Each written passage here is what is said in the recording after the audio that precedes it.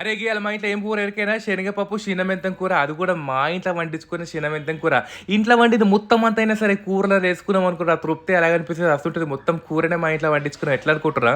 మా అమ్మ, బాపు రోజు మెంతులు నానబెట్టిన నీళ్ళు తాగుతారు. షుగర్‌కి ఇట్లా మంచిదని ఇగ అవి మట్టిలో ఏసేసరికి మంచిగా శినమెంతం కూర వస్తుందన్నట్టు. ఇగో చూసిర్రు కదా బుట్టెడంత ఎళ్ళింది. మంచిగా అన్ని చిక్కుడుకాయ, మెంతం కూర, వంకాయలు దేంట్లోనన్నా ఏసుకోవచ్చు. మెంతం కూర మంచిగా అంటే మంచిగుంటది. రుచి కూడా మంచిగుంటది. పెయికి కూడా మంచిదన్నట్టు. ఇగ మెంతులు కూడా వేస్ట్ కాకుండా ఉంటది కదా! మనం నూనె కాగిన తర్వాత ఆవాలు, జీలకర్ర, పచ్చిమిరపకాయలు, కల్యామాకు, ఎండు మిరపకాయలు అట్లనే ఎల్లిపాయలు కూడా సన్నగా కోసుకొని ఉల్లిగడ్డలేసేసి కడిగి కోసి పెట్టుకొని మెంతి కూర వేసుకొని మంచిగా ఉడికిన తర్వాత అలా మనం ఉడకబెట్టుకున్న శనగపప్పు కూడా వేసేసుకొని అట్లనే ఉప్పు, పసుపు వేసేసుకొని మూత పెట్టి 2 నిమిషాలు ఉడకబెట్టేసేయాలన్నట్టు. ఇక శనగపప్పులో ఉన్న నీళ్ళతోనే కూర అంతా ఉడికిపోతది. జర పొడి పొడి ఉంటది. పిసరంత షేర్ అనిపిస్తది గానీ టేస్ట్ చాలా మంచిగుంటది. పేగుకు కూడా బగ్గంటే బగ్గ మంచిది. ఈ తాప మీరు కంపల్సరీ ట్రై చేయండి. పొద్దుగాల మెంతులు నీళ్ళు తాగుడు కూడా మంచిది. ఇక మన ఇంట్లోనే మెంతి కూర కూడా ఎళ్తదన్నట్టు. అన్ని కూరలలో ఏసుకోవచ్చు.